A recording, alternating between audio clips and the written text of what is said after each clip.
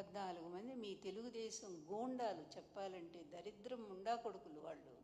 అటువంటి వాళ్ళంతా కూడా అంత ఒక ఆడపిల్లని అన్ని నెలల పాటు అలా అత్యాచారం చేస్తుంటే ఆ పిల్లకి గర్భం వస్తే ఏమన్నా కనీసం ఎక్కడున్నామ్మా? హోమ్ మినిస్టర్, నువ్వు లేడీయే కదా, నువ్వు స్త్రీయే కదా.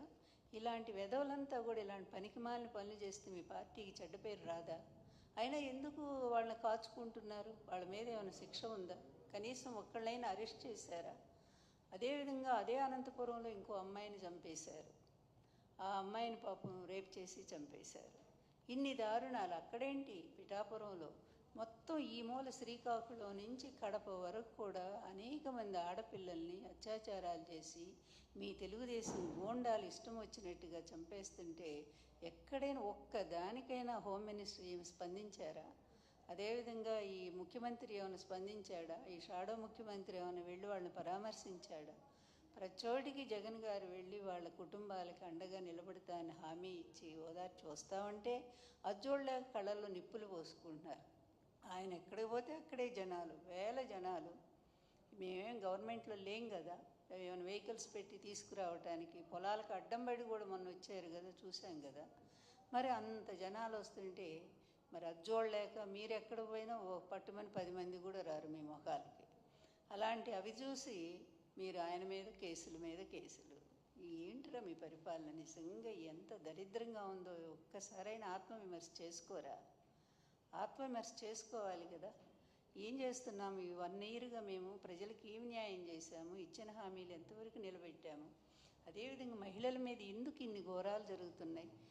మరి జగన్ గారి టైంలో చేయూత ఏమిటి, ఆసరా ఏమిటి, అదేవిధంగా ఈబీసీ క్రింద ఒకటేమిటి, ఎన్ని రకాలుగా మహిళలకు కొన్ని లక్షల రూపాయలు, 15-20 లక్షల రూపాయల విలువైనటువంటి ఇళ్ల పట్టాలు, స్వయంగా ఇళ్ళు కూడా ప్రభుత్వమే కట్టించి ఇస్తానని అంతమందికి, దాదాపు 30 లక్షల మందికి మహిళలకే ఇళ్ల పట్టాలు ఇచ్చారే.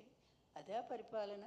లేకపోతే వాళ్ళ పట్టాలన్నీ లాక్కొని మీ వాళ్ళు ఆక్రమించేస్తుంటే మీరు చూస్తా ఊరుకుండే ఇది గుడ్ గవర్నెన్సా? మీరు ఆలోచించండి ఒక్కసారిగా. మీరు కాదు, మీరు ఎట్లాగా ఆలోచించరు. ఎందుకంటే అధికారం అనేటువంటి ఒక మత్తులో, అవినీతిలో కూరుకుపోయినటువంటి మీ కూటమి ప్రభుత్వం ఈరోజు ఏదో పెద్ద ప్రశ్నిస్తాము అని జగన్ గారి టైంలో వీరనారిలాగా మాట్లాడినటువంటి పురంధరేశ్వరి గారు మీరెక్కడున్నారమ్మా? మీరేం చేస్తున్నారు? మీరేమి దీని గురించి పట్టించుకోరా? మరి ఇంతమంది ఆడపిల్లలు కనీసం మీ పార్టీ తరపునైనా, మీరు పార్టీ అధ్యక్షురాలే కదా, మీరెళ్ళి ఒకసారైనా సరే అక్కడ వెళ్ళి ఆ పిల్లలు ఏంటి ఇంత అన్యాయం జరుగుతుందని మీరు మాట్లాడితే కొంచెం గవర్నమెంట్ భయం వస్తుంది కదా ప్రభుత్వానికి. అంటే పరోక్షంగా మీరు మిత్రపక్షం అనేటువంటి పేరుతో చేసే ఏదో పనులన్నిటి కూడా మీరు సపోర్ట్గా నిలబడతారా?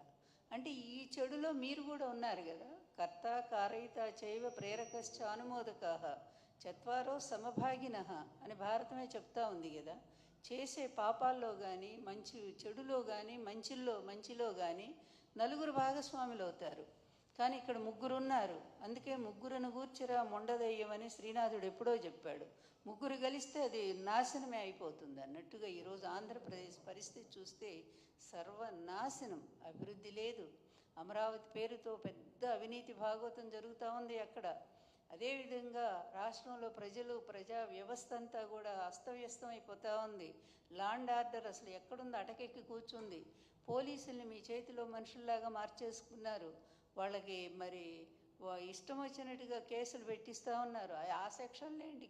కోర్టు ఎన్నిసార్లు మీకు మొట్టికాయలు మొట్టింది? మొన్న కొమ్మినేని గారి విషయంలో సుప్రీంకోర్టు ఎంత తీవ్రంగా మాట్లాడి, సిగ్గు రాదా మీకు? ఇంకా ఏమాత్రం కూడా సిగ్గు లేదా? అది ఉంటే ఇదంతా ఈ పిచ్చి పనులన్నీ ఎందుకు చేస్తారు? ఇప్పటికైనా చంద్రబాబు చెప్తున్నా, వినవయ్యా బాబు, ఎందుకంటే ఈ కుటుంబంలో పెద్దదాన్ని నేను. అందువల్ల నేను చెప్తున్నా, నీ కొడుకును పక్కన పడి వాడిని తీసుకెళ్ళి ఇంట్లో కూర్చోబెట్టు, పాలు అమ్ముకోమని చెప్పు శుభ్రంగా. హెరిటేజ్ పాలు బాగా సంపాదించావు కదా అవినీతిలో, ఆ పాలు పెరుగు అమ్ముకుంటే బతుకుతాడు. కనీసం నువ్వన్న కొంత నయం అనేటువంటిది ప్రజల్లో ఉంది. అందువల్ల ఈ చివరి టైంలోనైనా అతన్ని తీసుకెళ్ళి ఇంట్లో పడేసి నువ్వు శుభ్రంగా మంచి పరిపాలన అందించు. ఈ 3 ఏళ్ళు 4 ఏళ్ళు ఈ అమ్మాయిలకు జరుగుతున్న అత్యాచారాల మీద, అన్యాయాల మీద స్పందించు. ఎంత దారుణాలండి, ఎన్ని దారుణాలండి. ఆ కుటుంబాలు ఏడుస్తున్నాయి రోడ్డును పడి. ₹1 ప్రభుత్వం సాయం చేసిందా ఈ ఆడపిల్లలకి? అసలు మహిళలకే చేస్తూ ఉందా?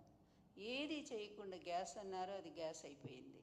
అదేవిధంగా అమ్మఒడి చూస్తే అదేదో కొంతమందికే అందింది, అది కూడా మీ వాళ్ళకే అందింది.